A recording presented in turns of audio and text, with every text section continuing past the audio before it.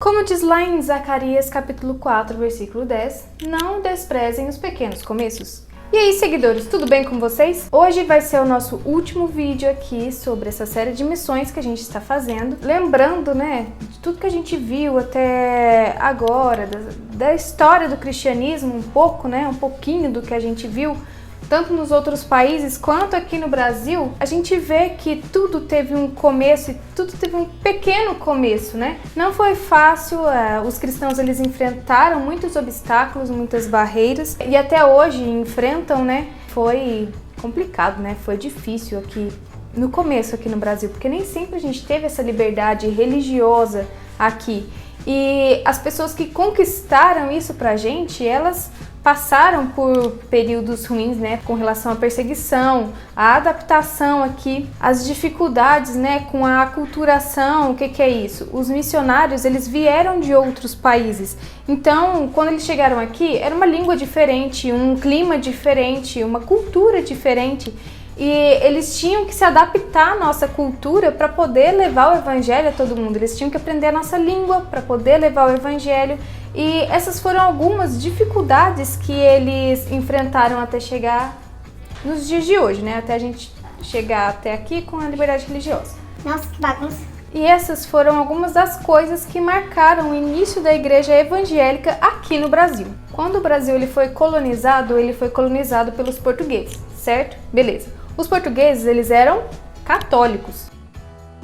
E estava num período de uma intensa perseguição religiosa por conta do catolicismo, porque eles falavam que as pessoas que eram da fé cristã evangélica, protestantes, elas eram traidoras, elas tinham traído a fé. Então, nesse contexto, histórico, o mundo estava dividido entre dois grandes blocos. Os cristãos católicos, que eles eram fiéis ao Papa, aos dogmas da religião, que eles defendiam a religião católica, e os cristãos protestantes, que eles tinham vindo da Reforma e que eles defendiam uma vida perante a Bíblia, uma vida que seguia como base, como regra, a Bíblia. E isso, claro, se espalhou pelo Novo Mundo. Isso aqui chegou aqui no Brasil. Como os católicos, que colonizaram aqui, então quando começou as grandes navegações e o pessoal começou a chegar aqui, teve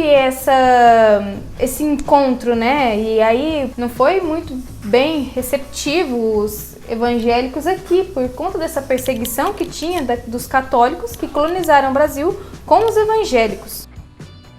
E aí o que aconteceu? Um pouco depois do descobrimento do Brasil, lá em 1557, teve a invasão francesa.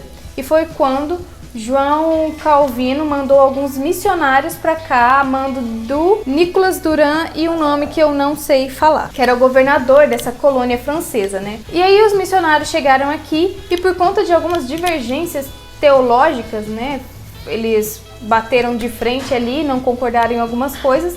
Esse Nicolas, ele mandou os missionários voltarem, eram 14 missionários, e ele mandou saírem daqui e voltar para casa. E 5 desses missionários ficaram aqui.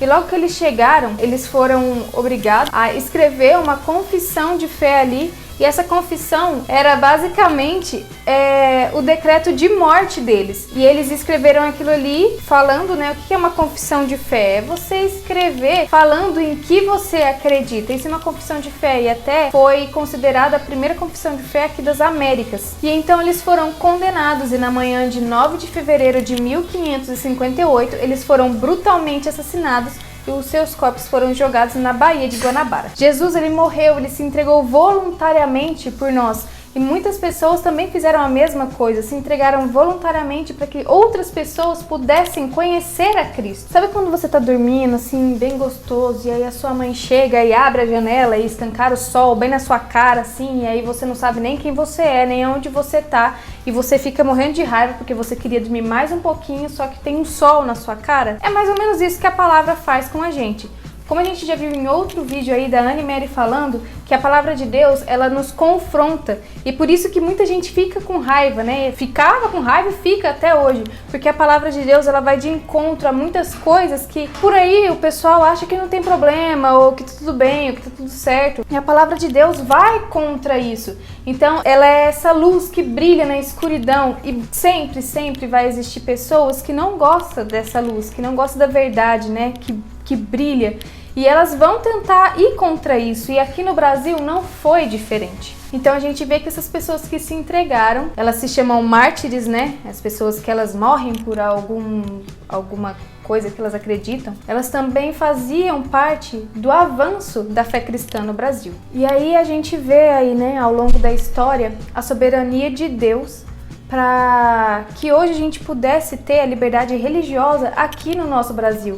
E muitas pessoas, elas tiveram que morrer para que isso pudesse acontecer, elas tiveram que se sacrificar para que hoje a gente pudesse ter essa liberdade religiosa. Elas não se curvaram diante de mentiras, diante de enganos, diante de subornos, né? Diante de tanta coisa que aconteceu aí e acontece durante toda a história da humanidade, e essas pessoas que lutaram pela verdade, elas morreram pela verdade para que hoje a gente tivesse a verdade nas nossas mãos, disponível aí, e a gente pudesse ir aonde a gente quiser e falar sobre essa verdade, né? Para todo mundo ouvir. E aí eu venho com uma pergunta para você: até que ponto você se comprometeria com a verdade? A gente tem essa liberdade hoje e a gente não usa disso, né? E muitas vezes a gente até acaba indo nessas ondas de modinha por aí, só porque tá todo mundo falando, só porque os meus amigos estão falando, só porque todo mundo tá fazendo, e tudo bem, deixa essa verdade pra lá, né? Mas e aí? Até que ponto a gente pode ir com essa liberdade religiosa, com a nossa liberdade religiosa, né? Dando um salto no tempo, saindo de 1500 e indo para 1900 e pouquinho, onde a gente já tem a nossa liberdade religiosa garantida aqui no Brasil, porque foi em 1891 que saiu a Constituição, né, dando a liberdade de cultos para todas as religiões aqui no Brasil. Estavam vindo muitos missionários de outros países, muitos jovens com as suas famílias, os seus filhos, e ainda assim existia um pouco de resistência por parte dos cristãos católicos quanto ao ensino da religião cristã protestante, né? Evangélica. Mas o que estava pegando mesmo aqui no Brasil era um inimigo muito pior. Ele era um inimigo minúsculo, quase invisível, que levou vidas de vários missionários, de suas esposas, dos seus filhos, e mesmo assim muitos jovens vinham para cá para poder pregar o evangelho. E que inimigo que era esse? Que ele era minúsculo e quase invisível. Eu acho que você vai se lembrar de um tal chamado Aedes aegypti. Sabe, o da dengue? Pois é, ele também transmite a febre amarela. E nesse período tava uma epidemia aqui no Brasil. Morreu muita gente. E mesmo assim, como eu já disse, muitos jovens, muitos missionários continuavam vindo para cá. Eles tinham um projeto na vida deles de levar o evangelho a toda criatura. Eles tinham esse desejo no coração deles. E eles sabiam dos perigos que eles podiam enfrentar aqui. E mesmo assim eles vinham para poder mostrar para as pessoas que tem como sim viver uma vida segundo a Bíblia, segundo o coração de Deus, de uma forma simples que todo mundo podia entender. E era isso que estava acontecendo. Todo mundo via como eles faziam, entendiam o que eles falavam e queriam ser igual. E muita gente se converteu ao cristianismo por meio desses missionários. Aqui no YouTube, hoje é o nosso último vídeo sobre missões. A gente tem conteúdo também lá no Instagram, vai lá também para você ver. Dia de quinta-feira a gente tem o dia do TBT, que é o quê? A gente falando sobre as pessoas do passado, né, que fizeram aí grandes coisas e deixaram o seu legado. E nesse mês a gente está falando sobre instituições missionárias deixadas por essas grandes pessoas, né, que passaram por aí e deixaram isso pra gente. E também de sexta-feira a gente tem uma série sobre a igreja perseguida, e agora estamos falando aqui do Brasil, né, alguns projetos que temos aqui no Brasil. Então nos acompanhem lá também. E se você acompanha a gente lá e aqui, você tá vendo que a gente fez, né, todo esse mês baseado em missões, e viu quanto que o evangelho ele acaba sofrendo hoje em dia por ele entregar essa verdade que vai contra muito que a gente está acostumado como normal, né? E aí eu pergunto pra você, será que vale a pena você sair da sua casa, você ir para outro país para poder falar sobre Jesus com outras pessoas. Vale a pena você dedicar um tempo para poder estudar um pouco mais sobre a Bíblia? Vale a pena tudo isso? Vale a pena todo esse sacrifício? Será que vale a pena anunciar esse evangelho que liberta, que tira as pessoas da escravidão, às vezes das drogas, do álcool? Será que vale a pena a gente levar esse evangelho para as famílias, para elas serem restauradas? Será que vale a pena mesmo a gente levar esse evangelho que ele muda nações, ele muda leis, ele tá na base de tudo? Será que vale a pena mesmo? E a gente viu que tantas pessoas elas morreram para poder levar esse evangelho para outras pessoas, para a gente poder ter liberdade religiosa aqui no nosso país. Olhando para o que essas pessoas fizeram, que entregaram a sua vida, será que a gente tem feito alguma coisa relevante para o evangelho hoje? Será que a gente tem feito valer a pena esse sacrifício que eles fizeram? Será que valeu mesmo a pena Jesus ter vindo aqui pela gente? Se ele acha que valeu a pena ter vindo, mesmo sabendo que a gente era pecador e ia continuar sendo pecador, por que a gente não vai espalhar esse evangelho para todo mundo? Por que a gente vai achar que não vale a pena um pouquinho do nosso esforço a gente mostrar para as pessoas o nosso comportamento, no nosso jeito de falar? Será que não vale a pena mesmo a gente mostrar esse Jesus tão amoroso, tamanha compaixão por todos nós? Será que não vale a pena mesmo? Esse foi o vídeo de hoje. Deixe seu comentário aqui falando alguma coisa sobre o vídeo, falando se você gostou. Curta, compartilhe com as outras pessoas, para as outras pessoas saberem como é a caminhada missionária, tanto aqui no Brasil quanto nos outros países. E também siga a gente lá nas nossas redes sociais, tanto no Instagram quanto no Facebook.